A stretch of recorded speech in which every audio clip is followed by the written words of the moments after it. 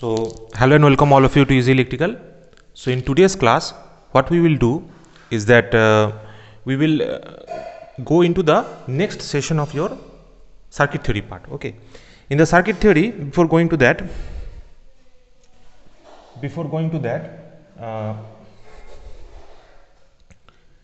I'd like to mention some of our courses that we run and whatever facilities you can obtain via our courses.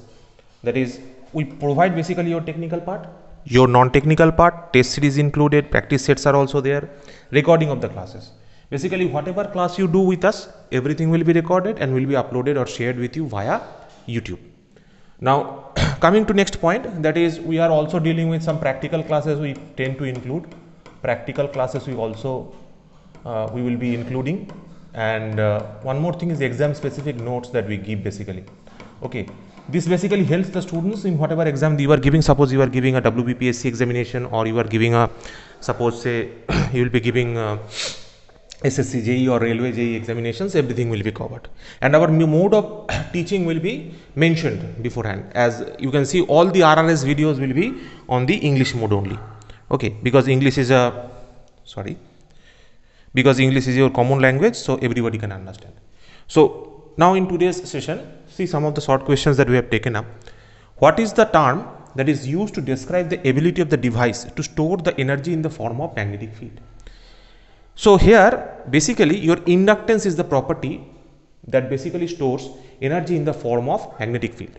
And if we call about capacitance, it stores the energy in the form of electric field. In the form of electric field it stores. Now coming to next question. If three capacitors of 50 microfarad are connected in parallel, what is the net capacitance in microfarad? So that is a very simple question. You all know that whenever we are connecting three capacitors in parallel, that means connecting similar to connecting series resistances in series. So 350 means 150 microfarad will be the capacitance. Now coming to next question. Two heaters of rating, say here given 1000 watts at 250 volt, each are connected across a 250 volt supply at 50 hertz AC means the total power drawn from the supply will be. Here how many heaters are there? Two heaters are there. Of how much is the wattage? That is 100 watt. So each of them are connected in series. Here they are saying that they are connected in series. That means the resistances we need to calculate. What all are the resistances will be done? That is we know that wattage is equals to V square by R. So what will be R? That is V square by W, right? So V square is how much it is? V square is basically your 250 square. So 250 square divided by 1000, right? So similar two resistances are connected. 250 you can see 250 into 250 divided by 1000.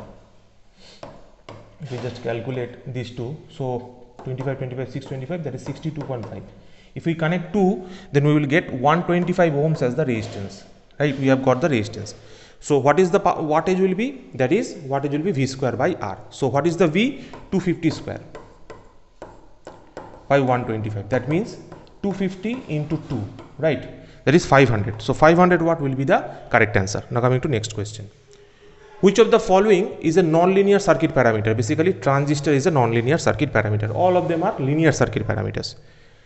Three inductors, each of which you're given as 60 millihenry, are connected to in a delta connection. Okay, so if we connect resistances in delta connection, that is similar to connecting inductors in delta connection as well.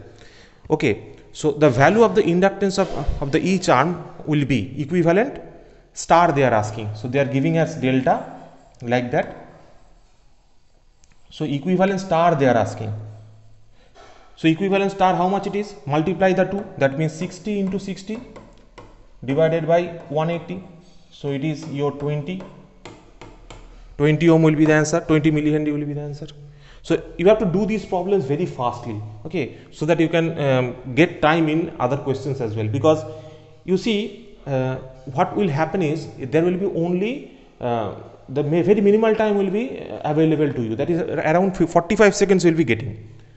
Now the peak factor for a sawtooth wave, basically for a peak factor for a sawtooth wave, peak value is basically your maximum value by your RMS value. If you obtain, you will get this value, that is what you will get, the peak factor value what you will get is your for sawtooth wave. Okay, it is basically your root 3 1.732. Okay, the peak factor value will be your sawtooth wave will be your 1.732. That is your root 3 value. Okay, now peak factor is basically your peak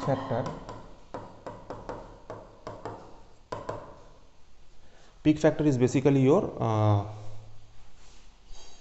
Vm by Vrms. Okay, now the Vm value is Vm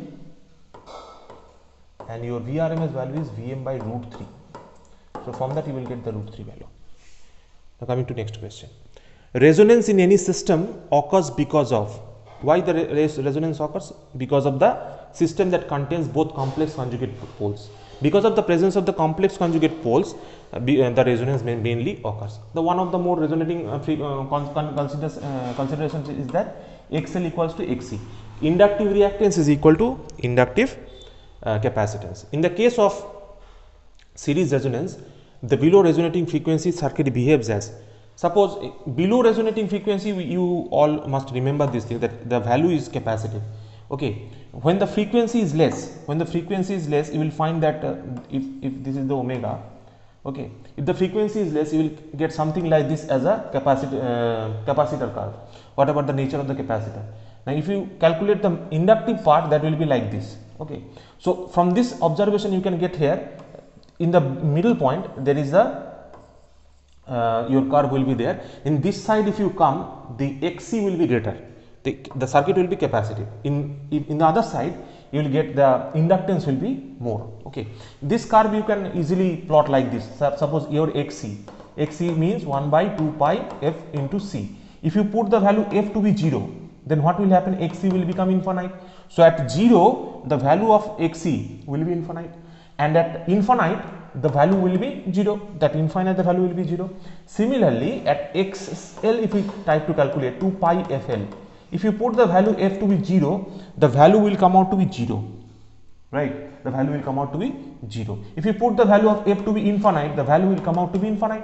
So it will continuously increase. In this way you can see the curve in this curve, this curve, just below this side, this is lower, the inductive component is lower, the capacitive component is higher. So here in this region the capacitive part will be more, right? Coming to the next question, which of the following is not a representation of quality factor?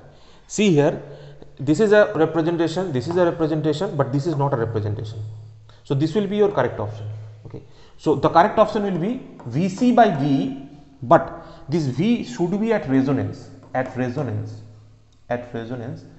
This will be your quality factor. Okay, quality factor is sometimes called as figure of merit. Okay, quality factor is sometimes called as figure of merit. So today's last question we have come up, the bandwidth.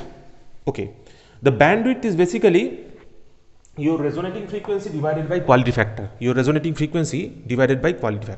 Okay, this ratio.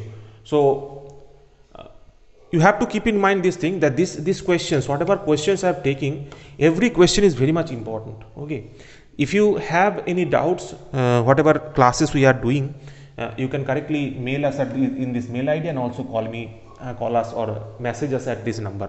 Okay, we will guide you. And this RRS series is basically intended for quick revision of the concepts that are already important, as well as will come in the examinations. Okay, so what I intend to do here is that in Easy Electrical, whatever courses or whatever things we will try, we will be trying to give all of these at a very minimalist cost, and all will be paid course, nothing will be free. Okay, because what I have observed is that in free courses the students are very much lethargic, first of all, and they are not intended, or they are not interested in the whatever teachings are getting done.